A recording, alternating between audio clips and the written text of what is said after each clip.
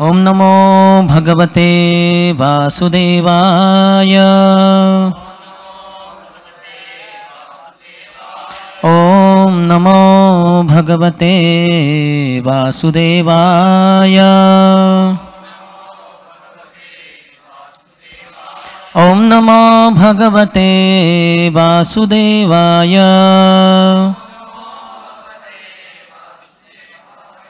हम पढ़ रहे हैं श्रीमद् भागवतम से स्कंद 6 अध्याय 9 श्लोक संख्या और इसका शीर्षक है वृत्रासुर राक्षस का आविर्भाव। श्लोक संख्या 36 ये गद्य में है, मैं पढ़ता हूँ, आप सुनिए। नहीं विरोध उभयम भगवती अपरिमित गुणगण ईश्वरे अनवगाह्यम गाह्य महात्मे अर्वाचिन विकल्प वितर्क विचार प्रमाणाभा सकुतर्क शास्त्र कलिलांतः करणाश्रय दुर्वह ग्रहवादिनां विवादानवसर उपरत समस्त मायामये केवल एवात्म मायाम अंतर्धाय को अन्वर्थो दुर्घट इव भवति स्वरूपद स्वरूपवद दया भावात। इसका अनुवाद और तात्पर्य कृष्ण कृपा सिमूर्ति अभयचरण अरविंद भक्तिवेदांत स्वामी श्रील प्रभुपाद के द्वारा। हे भगवान, सभी विरोधों का आप में तिरोधान होता है। हे ईश्वर, चूंकि आप परम पुरुष अनंत दिव्य गुणों के आगार परम नियंता है, अतः आपकी असीम महिमा बद्ध जीवों की कल्पना के परे है। अनेक सिद्धांतवादी बिना जाने कि वास्तव में सच क्या है, सत्य तथा मिथ्या के विषय में तर्क करते हैं। उनके तर्क झूठे होते हैं और फैसले अनिर्णित, क्योंकि उनके पास आपको जानने का कोई वैध प्रमाण नहीं है। चूंकि उनके मन धर्म ग्रंथों के झूठे निष्कर्षों से विक्षुब्ध रहते हैं, अतः वे यह नहीं समझ पाते कि सत्य क्या है। यही नहीं, सही निष्कर्ष प्राप्त करते समय उनकी उत्कंठा दूषित रहती है, जिससे उनके सिद्धांत आपका वर्णन करने में असमर्थ रहते हैं, क्योंकि आप उनकी भौतिक बुद्धि से परे हैं। आप अद्वितीय हैं, अतः आप में करणीय तथा अकरणीय, सुख तथा दुख जैसे विरोध नहीं है। आपकी उस शक्ति के द्वारा आपके लिए क्या असंभव है। आपकी स्वाभाविक स्थिति द्वैत से रहित है, अतः आप अपनी शक्ति के प्रभाव से सब कुछ कर सकते हैं। तात्पर्य: आत्मनिर्भर होने के कारण श्री भगवान दिव्य आनंद से ओतप्रोत आत्माराम है। वे दो प्रकार से आनंद उठाते हैं, जब वे प्रसन्न होते हैं और जब वे दुखी होते हैं। उनमें भेद तथा विरोध कर पाना कठिन है, क्योंकि इनका उदय उन्हीं से होता है। पूर्ण पुरुषोत्तम भगवान समस्त ज्ञान, शक्ति, बल, ऐश्वर्य तथा प्रभाव के आगार है। उनकी शक्तियों का वार पार नहीं है। वे समस्त दिव्य गुणों की खान है। इस संसार का कोई भी दुष्कृत्य उनमें रह नहीं सकता। वे दिव्य तथा चिन्मय है, अतः उन पर भौतिक सुख तथा दुख की अवधारणाएं लागू नहीं होती। यदि श्री भगवान में विरोधी बातें मिले तो कोई आश्चर्य नहीं करना चाहिए। वास्तव में उनमें कोई विरोध नहीं है। उनके सर्वोपरि होने का यही अर्थ है। सर्वशक्तिमान होने के कारण उनका अस्तित्व होने या अस्तित्व न होने के विषय में बद्ध जीवों के तर्क लागू नहीं होते। वे अपने भक्तों की रक्षा के लिए उनके शत्रुओं का प्रसन्नतापूर्वक वध करते हैं। उन्हें संहार तथा पालन दोनों में प्रसन्नता होती है। ऐसी अद्वैतता न केवल भगवान पर वरन उनके भक्तों पर भी लागू होती है। वृंदावन में ब्रजभूमि की बालाएं पूर्ण पुरुषोत्तम भगवान श्री कृष्ण के साहचर्य का दिव्य आनंद प्राप्त करती हैं, और जब कृष्ण तथा बलराम वृंदावन छोड़कर मथुरा चले जाते हैं तो उनके वियोग में भी वे वैसी ही दिव्य आनंद का अनुभव करती है। भौतिक कष्ट या आनंद का श्री भगवान तथा उनके शुद्ध भक्तों के लिए कोई प्रश्न ही नहीं उठता। यद्यपि कभी कभी ऊपर से यह कहा जाता है कि वे कष्ट में हैं या प्रसन्न हैं। जो आत्माराम है वह दोनों स्थितियों में आनंद मग्न रहता है। जो अभक्त है वे श्री भगवान की अथवा उनके भक्तों के इन विरोधों को नहीं समझ सकते। अतः भगवद गीता में भगवान कहते हैं, भक्त्यामाम अभिजानाति, भक्ति से ही दिव्य लीलाएं समझी जा सकती है। अभक्तों के लिए वे कल्पनीय है। अचिंत्य खलु ये भावा न ताम स्तर्केण योजयेत। अभक्तों के लिए परमेश्वर तथा उनका रूप, नाम, लीलाएं तथा साज सामग्री सभी अकल्पनीय है। मनुष्य को चाहिए कि तर्क के द्वारा वे ऐसे सत्यों को समझने का प्रयास न ही करें। तर्क से परम सत्य भगवान के विषय में सही निष्कर्ष प्राप्त नहीं हो सकेगा। ओम ज्ञानतिमिरन्धस्य ज्ञानाञ्जनशलाकया चक्षुरुन्मिलितं येन तस्मै श्रीगुरवे नमः। श्रीचैतन्यमनोभीष्टं स्थापितं येन भूतले स्वयं रूपः कदा मह्यं ददाति स्वपदान्तिकं। वन्देऽहं श्रीगुरुः श्रीयुतपदकमलं श्रीगुरून् वैष्णवांश्च श्रीरूपं साग्रजातं सहगणा रघुनाथान्वितं तं सजीवं साद्वैतं सावधूतं परिजनसहितं कृष्णचैतन्यदेवं श्रीराधा कृष्णपादान् सहगणा ललिता श्रीविशाखान्वितांश्च वाञ्छाकल्पतरुभ्यश्च कृपा सिन्धुभ्य एव च पतितानां पावनेभ्यो वैष्णवेभ्यो नमो नमः। जय श्री कृष्ण चैतन्य प्रभु नित्यानंद श्री अद्वैत गदाधर श्रीवास आदि गौर भक्त वृंद। हरे कृष्ण कृष्ण कृष्ण हरे हरे, हरे राम राम राम हरे हरे।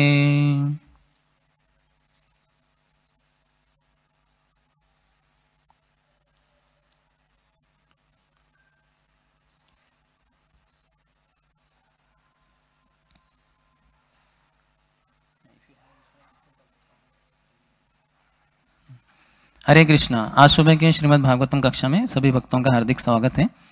हम चर्चा कर रहे हैं छठे स्कंद से, जिसकी पार्श्वभूमि हम देखें कि कैसे देवताओं के मध्य में जब उनके गुरु बृहस्पति पधारे तो उन्होंने, इंद्र ने विशेषकर, जो देवताओं के राजा हैं और वो सबको प्रतिनिधित्व करते हैं, तो उन्होंने अपने गुरु को आदर नहीं दिया, क्योंकि जब बहुत सम्मान प्राप्त होता है तो हो सकता है हम किनके द्वारा उस सम्मान को प्राप्त किए हैं वो भूल जाते हैं।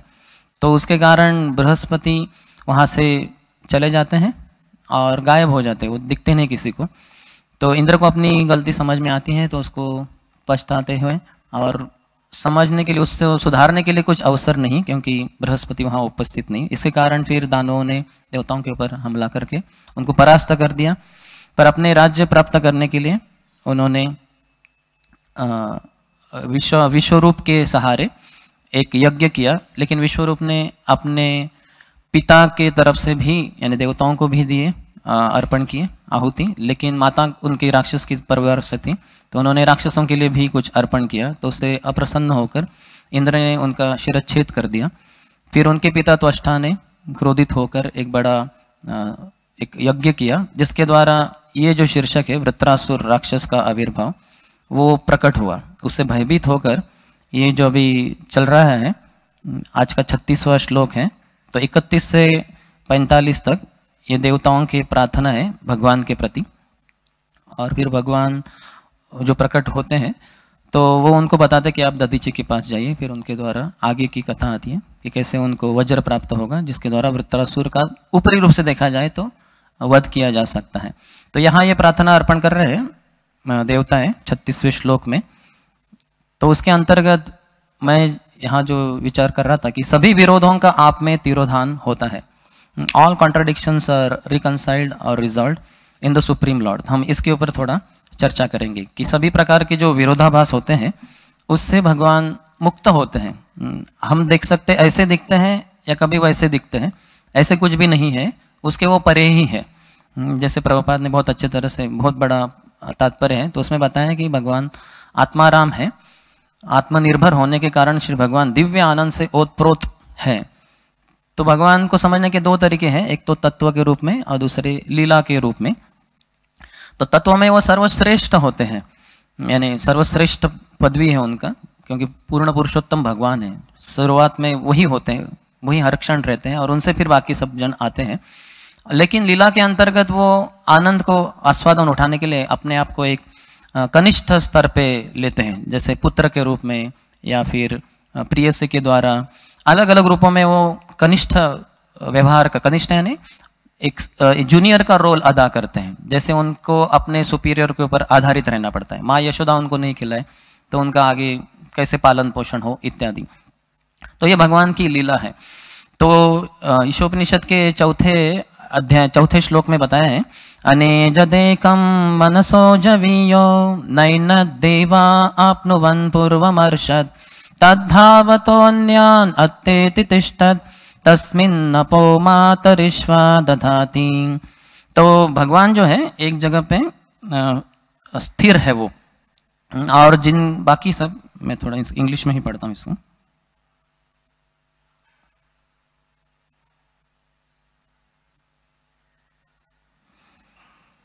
Although fixed in his abode, the personality of Godhead is swifter than the mind and can overcome all others running. हालांकि भगवान अपने धाम में स्थित है, लेकिन बाकी जो सब बाकी जन है सब उनसे भी अधिक दौड़ने में वो सक्षम है। The powerful demigods cannot approach him. शक्तिशाली देवता उनको पास में भी नहीं आ सकते, उनको उन तक पहुंच नहीं पाते। Although in one place he controls those who supply the air and rain.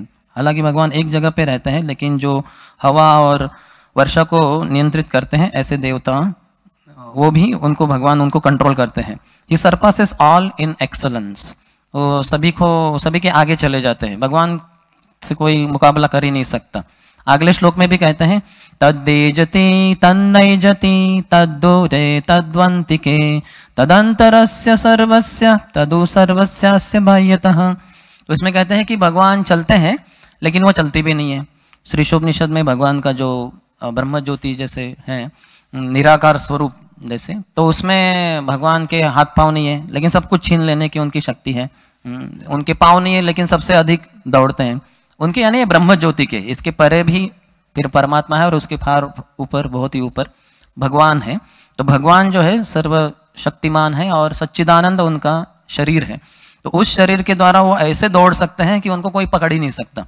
बाकी कितने भी दौड़ने वाले क्यों ना हो, वो भगवान तक पहुंच भी नहीं सकते। जैसे हम देखते हैं कि कालयवन जब भगवान के पीछे भागे, बहुत जोर से भाग रहे थे, कृष्ण को अभी पकड़ूंगा, अब भगवान तो भाग भी नहीं रहे थे, चल रहे थे बस। और वो भागा, अभी ऐसा कोई आगे चल रहा है और कोई उसके पीछे भाग रहा है, बस समय की दूरी है जब तक वो पीछे वाला भागने वाला उसको पकड़ के जो चाहिए वो कर सकता है। तो ये भागता जा रहा है, भागता जा रहा है, भागता जा रहा है कालयवन, और भगवान सिर्फ चल रहे हैं। लेकिन भगवान के बहुत पास पहुंच गया, ऊपरी रूप से जो अंतर था वो कम हो गया, लेकिन अभी भगवान को स्पर्श ही नहीं कर पा रहा है। भगवान तो चलते ही जा रहे हैं और ये दौड़ता जा रहा है, लेकिन भगवान को स्पर्श कर ही नहीं सकता क्योंकि वो पाप से भरा हुआ है। तो इसलिए भगवान को ऐसे कोई पाप से भरा हुआ व्यक्ति स्पर्श भी नहीं कर सकता। जैसे माता सीता के बारे में बताया कि चैतन्य महाप्रभु जो बताए एक ब्राह्मण को कि चिंता मत करो कि ये रावण जैसा पापी व्यक्ति माता सीता जैसे पवित्र भगवान की संगिनी को स्पर्श भी नहीं कर सकता। तुम वो जो थी वो माया सीता थी करके, बाद में महाप्रभु जब आगे जाते हैं दक्षिण भारत में तो एक जगह पे उनको एक पुराण प्राप्त होता है जिसमें वही कथा बताई होती है कि वो कोई असली लक्ष्मी देवी नहीं थी सीता देवी, वो तो माया सीता थी करके। तो तब वो ब्राह्मण को सांत्वना प्राप्त होती है। तो भगवान के साथ कोई मुकाबला कर नहीं सकता। भगवान अपने गोलोक धाम में रहते हैं, गोलोक एव निवसति अखिलात्म भूतो, लेकिन सबके हृदय में भी वो स्थित है परमात्मा के रूप में। लेकिन भगवान कृष्ण जो है वो परमात्मा के रूप स्वरूप है उनके, परमात्मा उनके स्वरूप है, लेकिन भगवान जो है वो एक तरीके से देखा जाए तो वो नहीं है सबके हृदय में, वो परमात्मा के उनके विस्तार के रूप में है। तो इसलिए भगवान को समझना थोड़ा मुश्किल हो जाता है। वृंदावनम परित्यज्य पदम एकम न गच्छति, भगवान कभी भी वृंदावन को छोड़ के एक पाँव भी, कदम भी बाहर नहीं रखते। तो हम देखते कि जब वो थे 10 साल 8 महीने के करीबन 6 महीने के, तो वो चले गए वृंदावन को छोड़ के। तो वो वृंदावन को छोड़ के तो चले गए लेकिन भाव रूप में वहीं पे रह गए सबके हृदय में। जो भी उनके निजी पार्षद रहे, भगवान के शुद्ध भक्त, उनके हृदय में वो हमेशा स्थित रहे, वो कभी उनके हृदय को छोड़े ही नहीं। इसलिए उनको, वो सब पार्षदों को भगवान की अनुभूति हर क्षण होती ही रही। तो इस तरह से भगवान का जो व्यवहार है, भगवान को समझना एक तरीके से मुश्किल है। जब तक भक्ति नहीं करते हैं तब तक भगवान की कृपा नहीं प्राप्त होती, भक्तों की कृपा, गुरु की कृपा प्राप्त नहीं होती, तब तक भगवान को समझना एक सामान्य व्यक्ति के लिए प्रायः नामुमकिन ही है। इसलिए भगवान के बारे में इतने सारे गलत फहमियाँ होती है बाहर की दुनिया में। हम देखते हैं कि लोग आक्षेप करते हैं, कैसे कैसे कर सकते हैं कृष्ण भगवान, ऐसे कैसे कर सकते हैं भगवान रामचंद्र। क्योंकि जब तक प्रामाणिक गुरु का आश्रय न ग्रहण करें तब तक भगवान को समझना बहुत ही मुश्किल है। क्यों वो ऐसे करते हैं उस प्रकार से? वो जब तक उनकी ही वाणी को, गुरु परंपरा में जो आती है और सभी आचार्य उसको दोहराते हैं, जब तक न सुने प्रणिपात परिप्रश्न और सेवा करने के द्वारा, तब तक ये समझना बहुत ही मुश्किल है।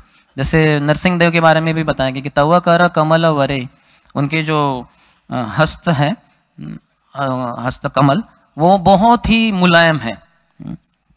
हम सबके भी होंगे, किसी किसी के हो सकते हैं ज़्यादा मुलायम, लेकिन भगवान नरसिंह देव के जितने मुलायम है उतने किसी के भी नहीं, किसी मानव के हो ही नहीं सकते। लेकिन उसके ऊपर उनके जो नख है वो बहुत ही तीक्ष्ण है, बहुत ही कठिन है, वो बहुत ही नुकीले है वो। उसके द्वारा उन्होंने हिरण्यकश्यप को मार डाला। तो उनके जो हस्त कमल है जो बहुत ही मुलायम है, वो प्रहलाद के लिए है। प्रहलाद को वरद हस्त के रूप में बहुत ही मुलायम, कि चिंता मत करो, मैं तुम्हारी रक्षा करने के लिए हमेशा तत्पर हूँ। लेकिन जो नाखून है वो प्रहलाद के लिए नहीं है, वो नाखून है हिरण्यकश्यप के लिए, जिसके द्वारा उन्होंने उसकी वक्षस्थल को फाड़ डाला। तो हम देख सकते हैं कि मुलायम चीज के ऊपर ही वो नाखून है। जैसे कभी कोई बहुत कठिन चीज को सपोर्ट देना है तो बहुत शक्तिशाली चीज की जरूरत है। जैसे अभी ये बहुत भारी है तो इसके लिए ये भी बहुत भारी होना चाहिए। ये अगर हल्का है इससे तो ये नीचे का टूट के ये ऊपर का नीचे गिर जाएगा। लेकिन भगवान के जो नाखून है, जो इतना शक्तिशाली कार्य करने वाले, वो किसके ऊपर आधारित है? भगवान के हस्त कमल के ऊपर, जो बहुत ही मुलायम है। तो इस तरह से और भी बताया जाता है, कुसुमादपि कोमलम और वज्रादपि कठोरम। भगवान या भक्त भी, शुद्ध भक्त भी ऐसे ही होते हैं कि कभी कभी वो इतने कोमल जैसे लगते हैं कि बहुत ही अच्छा लगता है कि उनके साथ हुआ करे, उनके साथ ही रहे, ऐसा लगता है भक्तों को, शुद्ध भक्तों के साथ रहे। लेकिन कभी इतने कठोर हो सकते हैं कि ऐसा लगता है कि यहाँ से भागना चाहता हूँ, लेकिन क्या करूँ, भाग भी नहीं सकता, क्योंकि अच्छा नहीं दिखेगा, लोग क्या सोचेंगे, क्योंकि तुम्हें ही डांटा जा रहा है, तो तुम कैसे भाग सकते हो वहाँ से। तो हम देख सकते हैं कि ये स्वभाव भगवान में भी है और भक्तों में भी, शुद्ध भक्तों में ये दिखाई देता है। तो ये दोनों जो है, भगवान है या शुद्ध भक्त है, ये कभी भी मोड्स के द्वारा, जो प्रकृति के 3 गुण है, सत्वगुण, रजोगुण, तमोगुण, इनके अंतर वशीभूत होकर कभी भी वो कार्य नहीं करते। तो लेकिन हम गुणों के अंतर्गत वशीभूत होने के कारण हमें लगता है कि ये बहुत ही, ये शुद्ध भक्त बहुत ही रजोगुणी लग रहे। हाँ, इतने एम्बिशंस, हाँ इतनी महत्वाकांक्षाएं, भौतिकवादी व्यक्ति भी इतनी महत्वाकांक्षा नहीं रखेगा। तो ऐसे कैसे? जैसे प्रभुपाद के बारे में बोलते हैं ना कि ही always thought of big things, बड़ी बड़ी चीजें। लेकिन हम सोचेंगे अरे जेब में नहीं कौड़ी और इतनी बड़ी चीज सोच रहे हैं। लेकिन वो जानते हैं कि कृष्ण लक्ष्मीपति है, कृष्ण की सेवा करने के लिए जा रहे हैं ना, तो कृष्ण लक्ष्मीपति है, तो उनके लिए ये बड़ी चीज देना क्या बड़ी बात है? तो कुछ भी नहीं है उनके लिए। तो उनको इतना आत्मविश्वास, इतना भगवान के ऊपर विश्वास है, दृढ़ श्रद्धा है, तो इसलिए वो बड़ी बड़ी चीजें सोचते हैं। लेकिन कोई सामान्य व्यक्ति या साधक भी है जो गुणों के वशीभूत है, वो सोचेगा ये बहुत ही रजोगुणी भक्त है। या हो सकता है कि कभी लगे कि अभी वो थक गए हैं, तो वो तमोगुण में है, वो तमोगुण में नहीं है। तो भगवान की लीला है, क्योंकि वो थके हैं, इसी कारण बाकी भक्तों को फिर कुछ सेवा मिल सकती है उनको करने के लिए जो भी जरूरी है, क्योंकि वो थके हैं तो उनको गर्म पानी देना या उनका मसाज करना इत्यादि। तो ये सब सेवाएं देने के लिए भगवान की जो इच्छा है कि शुद्ध भक्त के द्वारा सभी जीवात्मा का उद्धार हो, इसलिए वो ऊपरी रूप से ऐसे थकाए हुए दिखते हैं, थके हुए दिखते हैं। लेकिन हमें ऐसा नहीं सोचना चाहिए कि वो उनकी शक्ति कम है करके। ये गुणों के वशीभूत होकर हम सब ऐसे देखते हैं, ये समस्या हो जाती है। और बाहर के जो लोग हैं भौतिकवादी, उनका तो कहना ही क्या, वो तो पूरी तरह से गुणों के अंतर्गत रहते हैं, तो उनको तो भगवान का तत्व ही समझ में नहीं आएगा। फिर तत्व के ऊपर जो भगवान रस का आदान प्रदान करते हैं अपने भक्तों के साथ, वो भला उनको वहां तक पहुंच ही नहीं उनकी। जैसे कहते हैं कि मुल्ला की दौड़ मस्जिद तक, तो वो उतना वैसे, तो वैसे ही उसके परे जाना मुश्किल है। तो हर किसी का एक लिमिटेशन है, वो लिमिटेशन को क्रॉस करना है तो ये गुणों को पार जाना होगा। भगवान के स्तर तक पहुंचने के लिए हमें भी भगवान के समान बनना पड़ेगा। भगवान के समान यानी गुणों के परे जाना होगा। भगवान तो कोई बन नहीं सकता, लेकिन भगवान को समझने के लिए भगवान के शुद्ध भक्त बनना पड़ेगा। तो जैसे चैतन्य महाप्रभु के लीला में भी आता है, जब वो दक्षिण भारत की यात्रा में गए तो वो जब सिंहाचलम गए थे तो वहाँ भगवान नरसिंह देव के दर्शन करके भगवान चैतन्य महाप्रभु उनका गुणगान करते हैं मध्य लीला में। उग्रोपी अनुग्रव एवायम स्वभक्तानां नृकेशरी केशरी व स्वपोतानां अन्येषां उग्र विक्रमः। तो श्रीधर स्वामी ये श्लोक बताते हैं, जो प्रहलाद महाराज की प्रार्थना है 90वें अध्याय में 7वें स्कंद के अंतर्गत, पहले ही श्लोक के तात्पर्य में ये बताते हैं, ये कोट करते हैं श्रीधर स्वामी कि उग्रोपी भगवान नरसिंह देव या फिर कोई सिंह, क्या कहते हैं, मादा सिंह, शेरनी, जो शेरनी होती है बहुत ही उग्र होती है, यानी शेर से भी ज्यादा उग्र शेरनी मानी जाती है, यानी जान भी सकते हैं, अगर किसी को स्वानुभव है तो समझ सकते हैं, बहुत ही उग्र रहती है। उग्रो अपि अनुग्रह एवायम, अन उग्र, उग्र होती है लेकिन उग्र नहीं होती। कब उग्र होती है? तो नरसिंह देव भी उसी समान है, वो भी शेर ही है। तो स्वभक्तानां द्रुकेशरी, अपने भक्तों के प्रति भगवान अनुग्रह है, उग्र नहीं है। तो शांत नरसिम्हा, प्रहलाद को बहुत ही प्रिय लगते हैं भगवान नरसिंह देव, जो बहुत ही क्रोधित है हिरण्यकश्यपु के लिए। हिरण्यकश्यपु तो डर गया है, पूरा मार फाड़ दिया गया है और अभी मृत्यु के पास में ही है, तो वो बहुत डरा हुआ है, उग्र स्वरूप देख रहा है। लेकिन प्रहलाद तो इतने प्रसन्न है, प्रहलाद तो फूलमाला बनाए जब तक पिताजी का पोस्टमार्टम उनका जब चल रहा है सर्जरी, तो उन्होंने तब तक माला भी बना ली, और जैसे ही डेथ हो गई अपने पिता को पहनाने के बजाय उन्होंने नरसिंह देव को पहना दी, क्योंकि जो विजेता है इस प्रतियोगिता में तो वो तो नरसिंह देव ही है, और जो हारे थे उनके लिए कोई बाद में माला डाल देंगे। तो केशरी व स्वपोता नाम उदाहरण दिया जा रहा है, जो शेरनी है अपने पुत्रों के प्रति बहुत ही कोमल स्वभाव होता है उसका, उनको चाटती है, दूध पिलाती है, बहुत कुछ करती है उनके लिए। अन्येषां उग्र विक्रम, लेकिन अन्यों के लिए इतनी उग्र है वो कि लोग बहुत डर जाते हैं। तो इसी तरह से शुद्ध भक्त भी होते हैं, भगवान के जैसे पहलू है, दो पहलू वैसे दिखने में, वैसे ही शुद्ध भक्तों के भी होते हैं। जैसे हम अर्जुन देख सकते हैं, इतने क्रोध से उन्होंने इतना बड़ा युद्ध किया, लेकिन वही अर्जुन पहले हम देखते हैं युद्ध के पूर्व में उनको बड़ी दया आती है अपने ही सब संबंधियों के ऊपर कि कैसे मार सकते हैं इनको, एक राज्य प्राप्त करना, इसके लिए क्यों मारे जाए ये सब, किम नो गोविंद राज्य न किम भोगेर जीविते नवा, हमें नहीं चाहिए ये सब राज्य वगैरह, हम तो ऐसे भिखारी के समान भिक्षा मांग के अपना उदर निर्वाह कर लेंगे, जरूरत नहीं है सब राज्य वगैरह की। लेकिन उसके बाद जब वो लड़ते हैं तो इतना क्रोध से लड़ते हैं, जैसे भीष्म को मारना था तो बहुत क्रोध से लड़े वो इतना। तो हम देख सकते हैं भक्त कभी कोमल स्वभाव के दिखते हैं, कोमल हृदय के, लेकिन अन्य समय देखते हैं तो बहुत ही क्रोधित हुए दिखते हैं। लेकिन ये सब है गुणों के अनुसार नहीं है, खुद के इच्छा और भावना के द्वारा वो प्रवाहित नहीं होते, वो भगवान की इच्छा के द्वारा वो अपने जीवन को ढालते हैं। तो भगवान की इच्छा है कि तुम लड़ो, तो बहुत क्रोधित होकर वो लड़े, और जब भगवान अन्य समय चाहते हैं कि भक्त अपना जो स्वाभाविक स्वभाव है उनका जो है अनुकंपा, दया, तो वो दिखाएं, तो वो भी दिखाते हैं। युधिष्ठिर महाराज भी हम देख सकते हैं कि वो भी बहुत ही क्रोध से लड़े, लेकिन उसके बाद उनको बड़ा पश्चाताप होता है कि ऐसे कैसे मेरे कारण इतने सारे लोग मारे गए, तो सब पाप मुझे ही लग जाएगा, तो मैं भी अपने आप को माफ नहीं कर सकता, कुछ भी नहीं किया जा सकता। तो भगवान समझाते हैं उनको कि नहीं, ऐसा नहीं है, आपके लिए नहीं, ये तो धर्म युद्ध था, ये अधार्मिक लोग थे, सब अधार्मिक, तो इनको मारना ही था, मेरी इच्छा थी, तो मेरे लिए युद्ध किया गया था, लेकिन मान ही नहीं रहे। फिर व्यासदेव जी को बुलाया गया, व्यासदेव जी ने उनको समझाने का प्रयास किया, वो भी नहीं माने, क्योंकि भगवान उनके हृदय में स्थित जो परमात्मा के रूप में है वो चाहते हैं कि ये न माने, क्योंकि तब तक भीष्म देव की जो महानता है वो पूरे संसार को प्रकट नहीं होगी, कि वो एक भीष्म देव ही है पूरे पृथ्वी लोक पर जो युधिष्ठिर महाराज को समझा सकते हैं कि आपने कुछ गलती नहीं की है, ये धर्म युद्ध था इत्यादि। तो फिर भीष्म के बारे में बताया जाता है, अगले बात कृष्ण लेके जाते हैं सभी पांडवों को, और फिर भीष्म देव बोलते हैं तो युधिष्ठिर महाराज की सांत्वना होती है, वो शांत हो जाते हैं। तो इस तरह से हम देख सकते हैं कि भक्तों में सभी प्रकार की जो भावनाएं हैं वो खुद से नहीं है, यानी खुद के जो भावनाएं हैं, यानी खुद का जो क्या कहते हैं स्वार्थ के कारण वो उन्मिलित नहीं होती, वो प्रकट नहीं होती, वो भावनाएं वो भगवान की इच्छा के अनुसार ही होती हैं। तो कभी वो बात करेंगे, कभी नहीं बात करेंगे। तो दशम स्कंद के 20वें अध्याय में, जिसका शीर्षक है डिस्क्रिप्शन ऑफ ऑटम सीजन, शरद ऋतु का वर्णन वहां हो रहा है। तो वहां कहते हैं गिरयो मुमुचस्तोयम क्वचिन्न मुमुचु शिवम यथा ज्ञानामृतम काले ज्ञानिनो ददते नवा।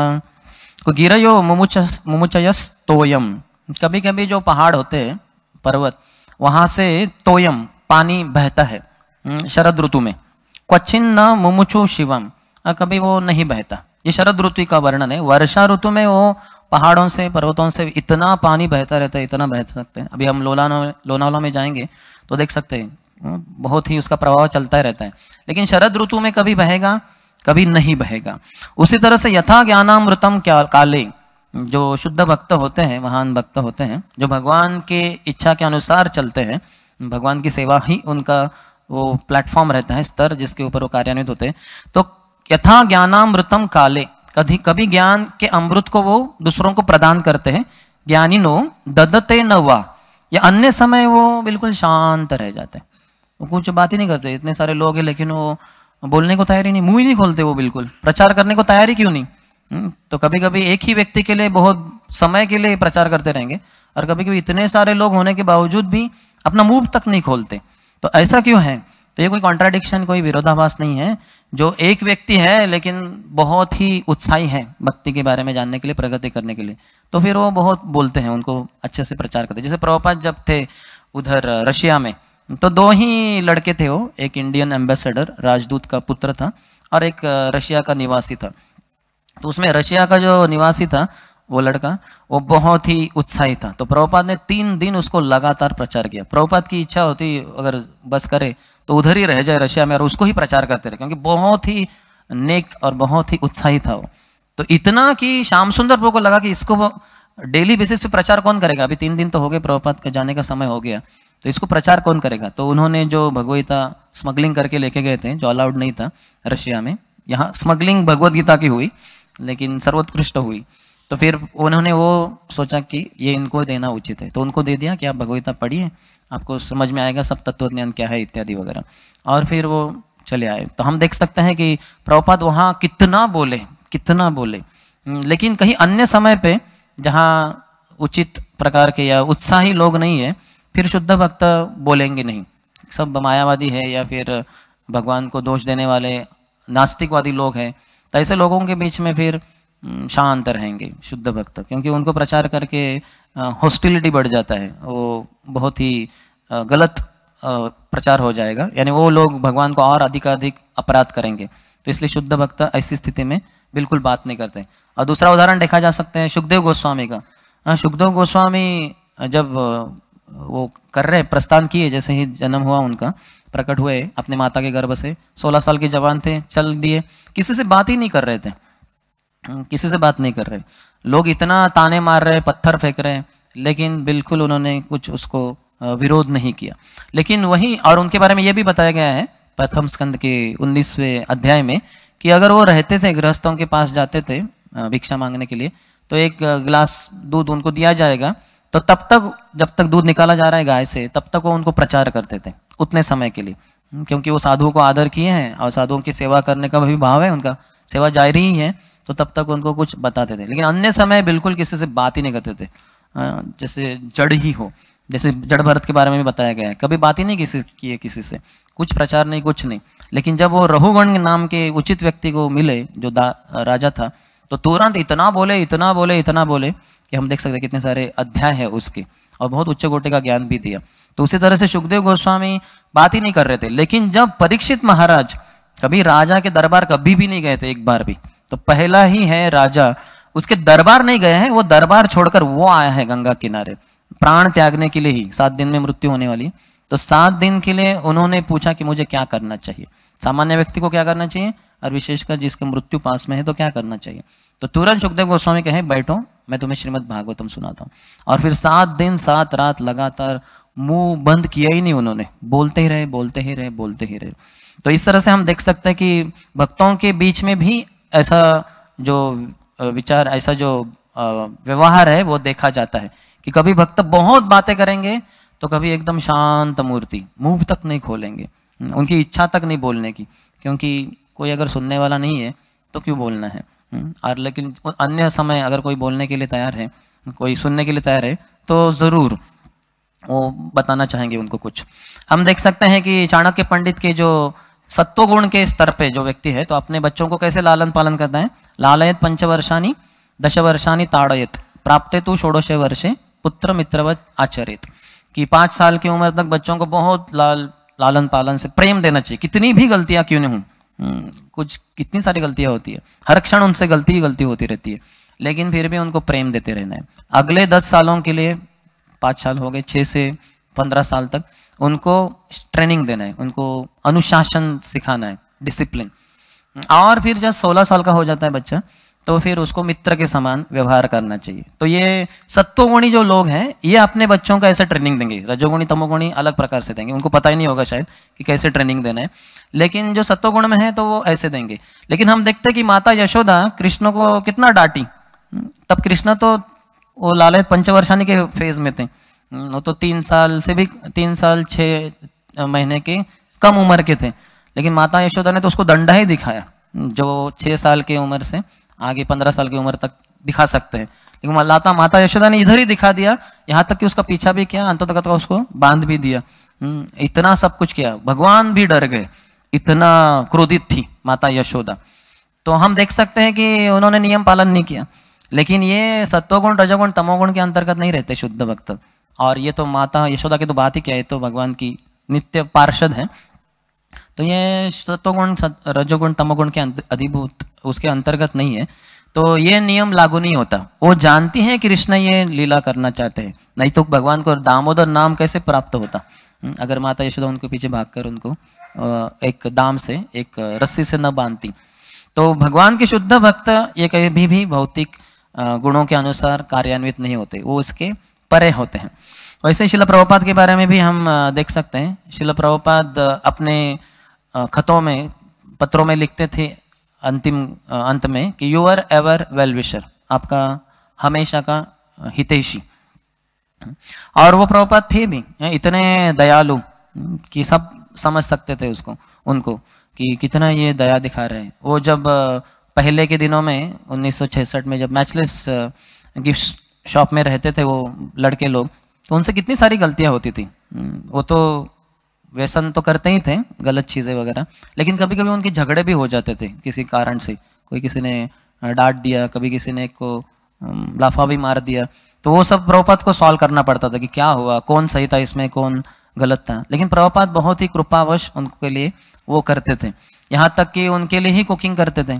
प्रभुपाद को ही बाजार में जाके कुछ किताबें बांटनी है, उससे जो धन अर्जन हुआ थोड़ा मिला, उससे ही थोड़ा सब्जी वगैरह खरीदना है, उसको लेके आना है। प्रभुपाद ही कुकिंग करते थे, प्रभुपाद ही भगवान को अर्पण करते थे, प्रभुपाद ही उनको सर्विंग करते थे।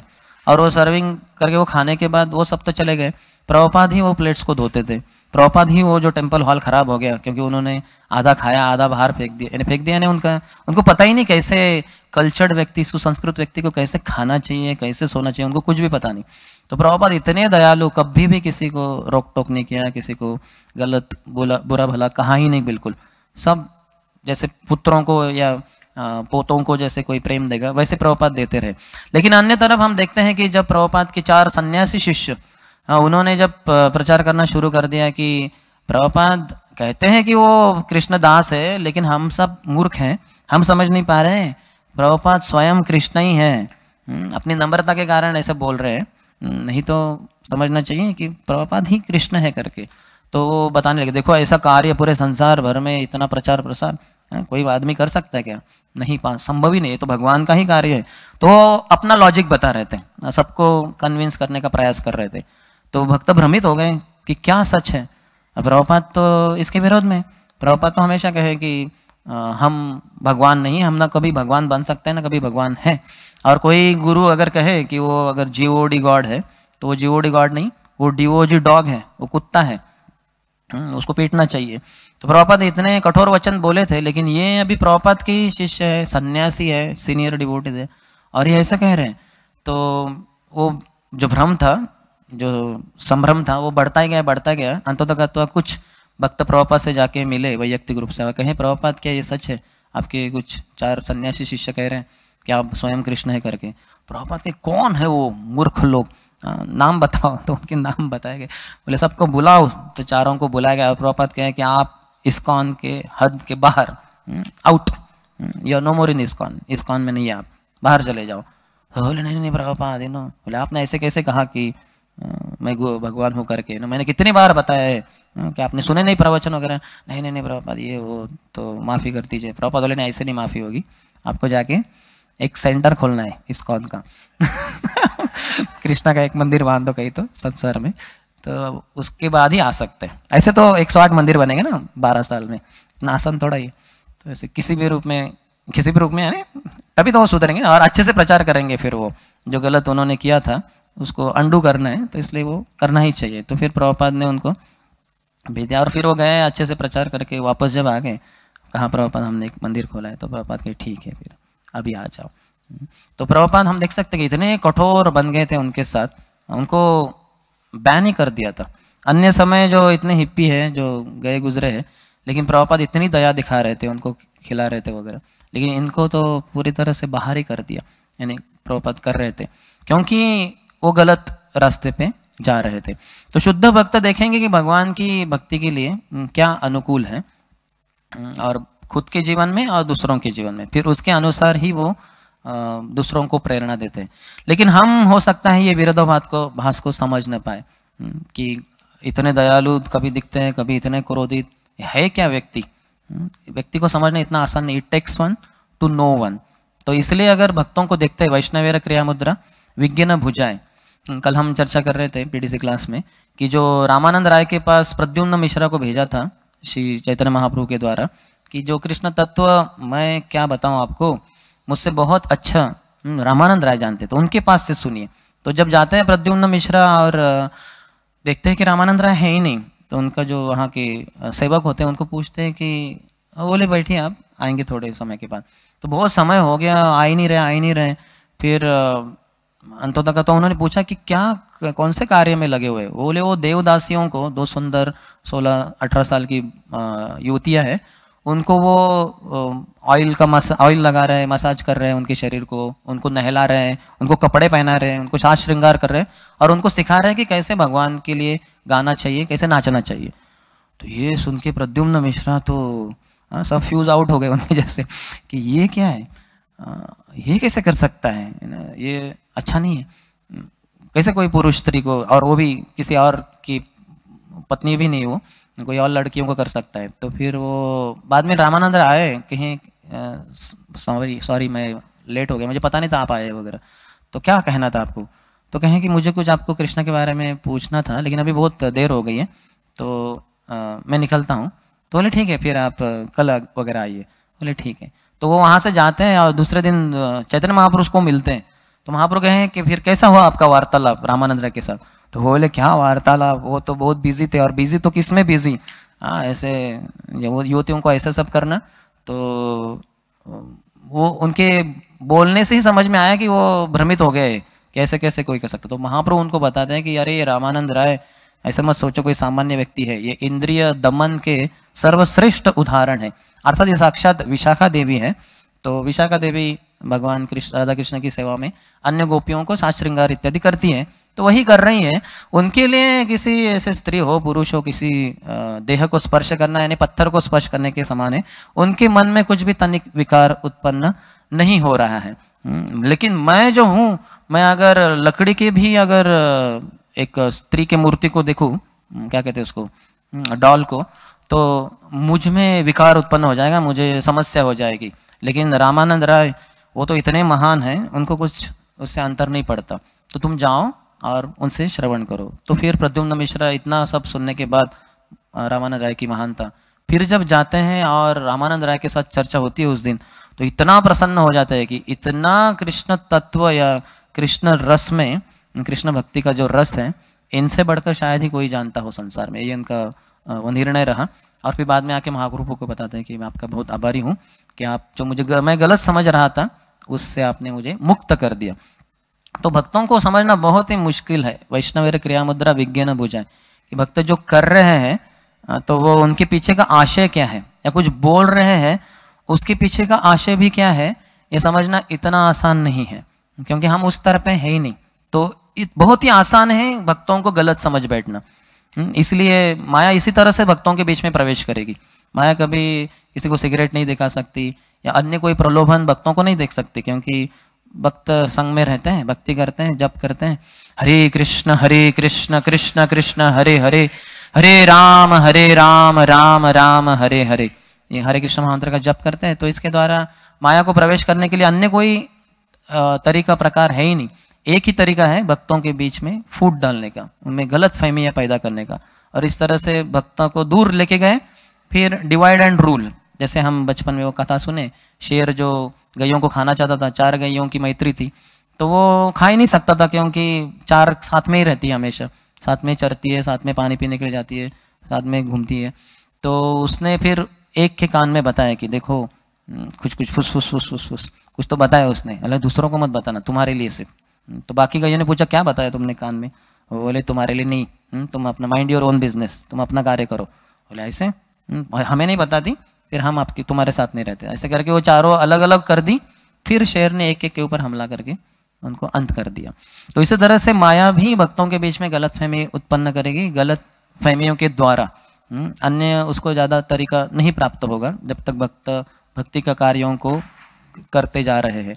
तो इसलिए अगर हमें कभी गलत फहमी हो जाती है, कभी कुछ एक भक्त का जो व्यवहार, विशेषकर शारीरिक क्रियाएं, वैष्णव क्रिया मुद्रा या फिर उनके वचन कभी समझ में नहीं आते, तो फिर अन्य भक्त जो वरिष्ठ ही हैं, हमसे वरिष्ठ हैं, हो सकता है उनके मित्र भी हैं, उनको अच्छे से जानते हैं, जिनके प्रति हमारा कुछ गलत भाव है, तो फिर उनसे समझ लेना चाहिए, उनके पास जाना चाहिए और कहना चाहिए कि प्रभु जी आपके जो मित्र हैं या ऐसे ऐसे बोले हमें, या ऐसे उन्होंने किया, तो आपका क्या कहना है इसके बारे में। फिर वो जब बताएंगे तब हमें कुछ प्रकाशित हो सकता है कि कैसे महान भक्त है वो, हम कैसे गलत समझ रहे हैं। तेजी असाम न दोषायो कहते हैं। जैसे चंद्रमा के ऊपर अगर कुछ पॉक मार्क्स दिखते हैं, कुछ ऐसे दिखता है जैसे पेड़ है, कुछ खरगोश है वगैरह, ऐसा लगता है कि ये तो गंदगी है, साफ करना चाहिए वो चांद को। वो साफ करने की ज़रूरत नहीं है, वो जो प्रकाश है उसका, उसमें कुछ कमी नहीं आएगा, वो जो दिख रहे है उसके कारण। तो उसी तरह से ऐसे कुछ हो सकता है भक्तों का व्यवहार, कुछ वचन, जिसके द्वारा हम उनको कुछ गलत समझ बैठे, और ये गलती के कारण फिर हमारी समस्या हो जाएगी, भक्ति में प्रगति आगे रुक जाएगी या मंद गति से चलती रहेगी हमारी प्रगति। तो इसलिए ऐसे जो गलतफहमी है इनको निकालना बहुत ही महत्वपूर्ण है। इस संसार में भी जो चीजें चल रही है उसके बारे में भी हमें, जैसे प्रभुपाद ने श्री ईशोपनिषद के करीबन पहले ही श्लोक में बताया है तात्पर्य में कि all sorts of incompleteness is experience due to the incomplete understanding of the complete whole, कि परम सत्य के पूर्ण अनुभूति न होने के कारण, जानकारी न होने के कारण हमें इस संसार में कुछ कमियां महसूस होती है। कमियां कुछ भी नहीं है। जैसे जो पर्यावरणवादी है इत्यादि, वो कहते हैं कि पृथ्वी की क्षमता कम हो गई है अनाज देने की इत्यादि वगैरह, लेकिन हम जानते हैं कि शास्त्रों में आचार्य ने सभी ने बताया कि पृथ्वी की क्षमता तो 10 गुना अधिक है। जितना पॉपुलेशन है, जो भी 800 करोड़, तो वो 8000 करोड़ भी हो जाए तो भी पृथ्वी सभी को बहुत अच्छे से खिला सकती है। तो वो पृथ्वी में कुछ समस्या नहीं है, क्योंकि वो कंप्लीट है, वो पूर्ण है। लेकिन समस्या है हम मानवों की, जो उसमें हस्तक्षेप करके बहुत उथल पुथल कर देते हैं, फिर उसके कारण कुछ ना कुछ समस्या उत्पन्न हो जाती है, और ऐसा लगता है कि पृथ्वी हमें अनाज देने में अक्षम है, तो वो पूरी तरह से सक्षम है और अधिक भी दे सकती है। तो उसी तरह से ये जो सभी हम जो अपूर्णता महसूस करते हैं, ये अपूर्णता आजू बाजू में नहीं है और लोगों में नहीं है, ये मेरी समझ में है। मैं समझा नहीं हूँ जो परम तत्व को, भगवत तत्व को या स्वतत्व को, परतत्व को, ये सब तत्व न समझने के कारण मैं भ्रमित हो रहा हूँ और सोच रहा हूँ कि दुनिया में कमी है, लोगों में कमी है, लोगों के व्यवहार गलत है। लोगों के व्यवहार गलत नहीं है, हमारे सोचने की ढंग वो सुधारना पड़ेगा। इसलिए जब ऐसा कुछ भ्रम पैदा होता है तो भक्तों का आश्रय लेना चाहिए और उनसे वो जो भ्रम है उसको निकालने के लिए भक्त ही हमारी मदद करेंगे। यहाँ तक कि वो दिव्य ज्ञान के लिए भी भगवान कहे कि प्रणिपात परिप्रश्न और सेवा उपदेक्षन्ति ते ज्ञानम ज्ञानिनस तत्व दर्शना, क्योंकि वो परम सत्य को देखते हैं जो पूर्ण है। प्रभुपाद जब शरीर को छोड़ रहे थे तो कहे अंतिम कुछ तात्पर्य में दशम स्कंद के 13वें अध्याय में, तो वहाँ कहे कि everything is moving by the will of the supreme lord, this consciousness is called as Krishna consciousness. हर कुछ चीज जो चल रही है वो भगवान के अनुसार ही चल रही है, भगवान की इच्छा के अनुसार चल रही है।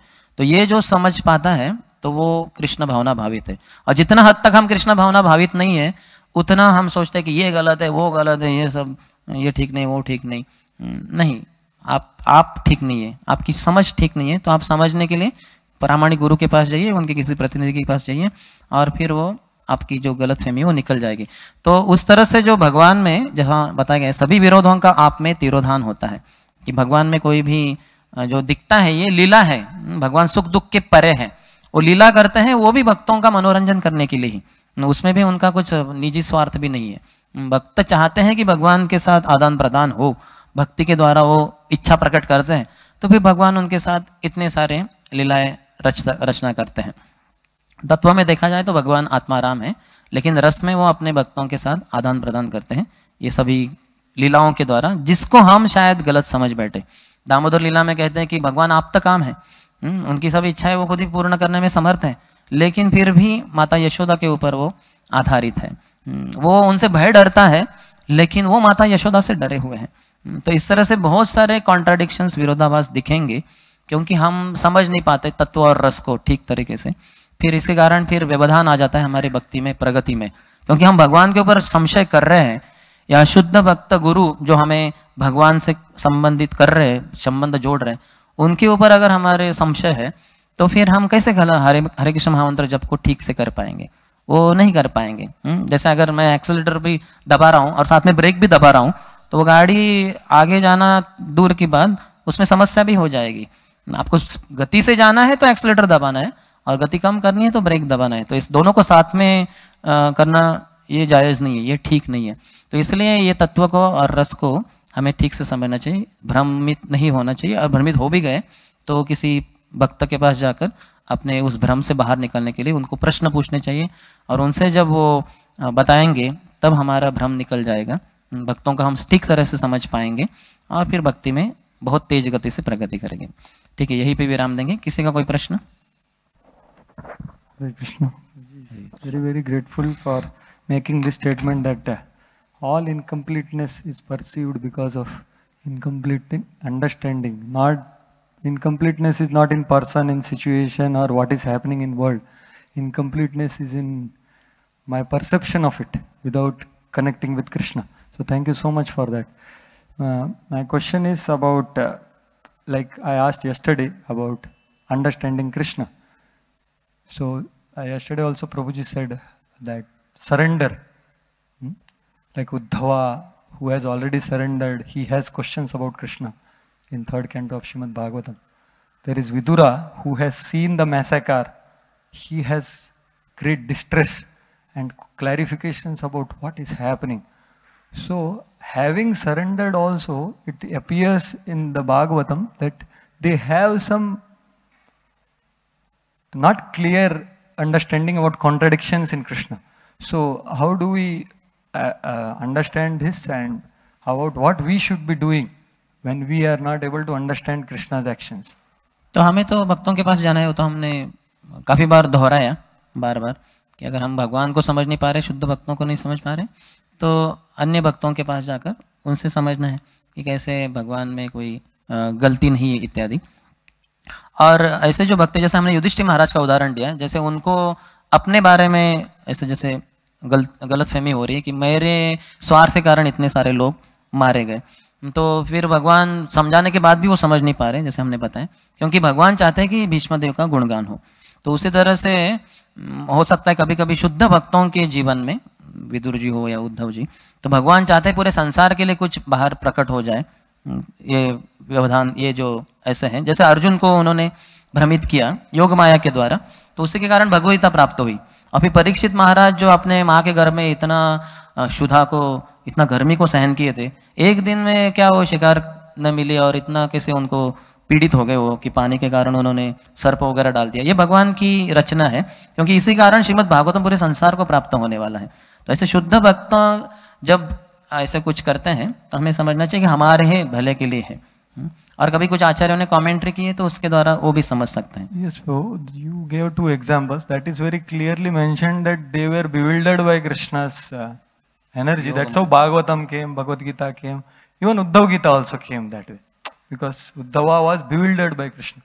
So my question is, here in this particular situation of Uddhava and Vidura, it is not mentioned, at least whatever I read, and they had contradictions are not able to be, especially Uddhava.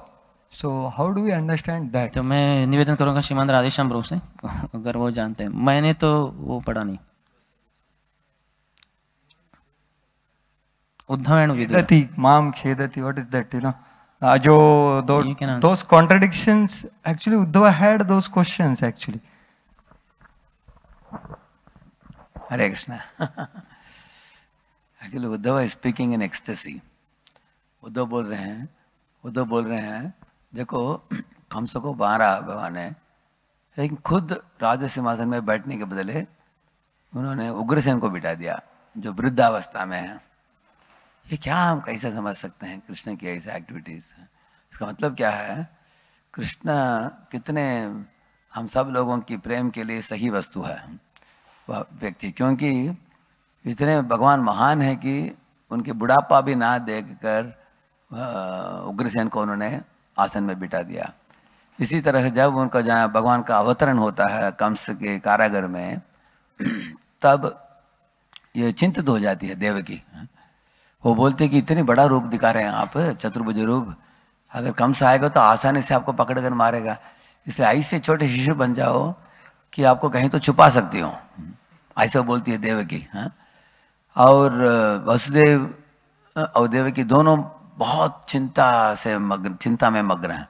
तो भगवान देखते हैं कि मेरे माता पिता देखो अनावश्यक इतने चिंता में पड़े हैं, मेरे बारे में इनको मालूम नहीं. भगवान बार बार बोलते हैं, देवकी को बोलते हैं कि देखिए माँ, जब कंस आएगा ना कारागार में, मेरे खूबसूरती देखकर मग्न जो हो जाएगा उसमें, उसको मारने के लिए इच्छा भी नहीं होगी, ऐसे बोलते हैं. वो देवकी बोलते हैं, अरे बच्चे तुमको क्या मालूम है, वो इतने नृशंस हैं, क्रूर है, इसलिए तुमको ये सब विषय समझ में नहीं आएगा तुमको, ऐसे बोल रहे. इसलिए वो बोल रहे, पति को भी बोल रहे कि इसको कहीं तो हमें छुपा देना चाहिए, नहीं तो उसका मृत्यु. तो भगवान उनके चिंता को देखकर बोला, ठीक है मुझे नंद गोकुलम में लेके जाओ, ऐसे बोले. तो उधर एक श्लोक आता है उधर कि ऐसे लगता है कि भगवान का जन्म लेते ही वो डर के मारे उस स्थान को छोड़कर, मथुरा को छोड़कर वो नंद गोकुलम गए करके. तो इसलिए उद्धव जी बोल रहे हैं कि आप क्यों साधारण जनता जैसे अब बर्ताव करते हो. अभी साधारण इंसान कोई किसी को मृत्यु का डर हो तो भागेगा, वो इस तरह आप भागते हो, इससे जनता को ये होगा, गलतफहमी होगा. हाँ, इसके बदले अगर आप उधर ही ठहरते कंस के कारागार में, कंस आता है ऐसे उसको वध कर दिया आपने, तो सब जनता बोलेगा है ये तो भगवान है, ऐसे बोलेगा.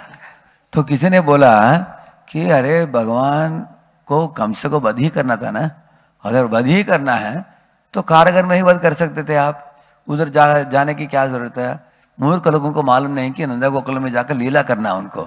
हाँ, लीला किए बिना कंस को मार दिया, उधर असुर कैसे आएंगे, किधर वृंदावन. तो असुर भेजने वाले को मार दिया पहले से आपने, तो आप वृंदावन भी नहीं जाओगे, लीला भी नहीं होगा, भगवान की लीला को सुनने के लिए दुनिया के लोगों को अपॉर्चुनिटी नहीं मिलेगा, मौका नहीं मिलेगा. और यशोदानंद के साथ जो लीला की भगवान ने, उसको दुनिया सुन नहीं पाएगा. इसलिए भगवान जानबूझकर इधर छोड़कर उधर जा रहे हैं. तो जनता तो मिस्टेक करने वाली है. जनता, अनेक नास्तिक लोग बोलते हैं देखो तुम्हारे भगवान डरपोक है, जन्म लेती भागता हो नंद गोकुल. तो उद्धव बोल रहे हैं कि क्यों मेरे भगवान इस तरह का लीला करते हैं, नास्तिकों के मुख में इस तरह के अपशब्द को डालते हैं, उस भगवान को गलतफहमी, उनके भगवान का समझने में उनको गलतफहमी होता है. इसके बदले अगर भगवान अपने भगवत्ता को प्रस्तुत किया तो सारे दुनिया समझ जाएगा कि भगवान है. So in this way Uddhava is lamenting in ecstasy. His speech is not actually bewilderment. He is lamenting for the foolishness of the common people and for the Lord's big heart and his magnanimity in pleasing his devotees. So certain things spoken in ecstasy should not be taken literally. Narada Muni and Uddhava, both of them are talking about asuras having more absorption than devotees. No, they are saying on that. Yeah. So it's not that asuras have more absorption, but he is saying that in order to trigger the devotees to become more serious, they are saying. So those ecstatic speeches should not be. Radharani also scolds Krishna, you know, when she's seeing the bumblebee. So that kind of scolding should not be taken literally. It is arising out of ecstasy. So what arises out of ecstasy increases ecstasy in the hearers also. So that is the beauty of the Vaishnava literature. What is like Yashoda Maya is taunting Krishna, and that is so pleasing to the heart of all the devotees and to the Lord also. So that is not bewilderment. That should not be considered as bewilderment by superficial observation. ग्रंथराज Shrimad Bhagavatam की जय, श्रील प्रभुपाद की जय, समवेत गौर भक्तवृंद की जय, निताय गौर प्रेमानंदी।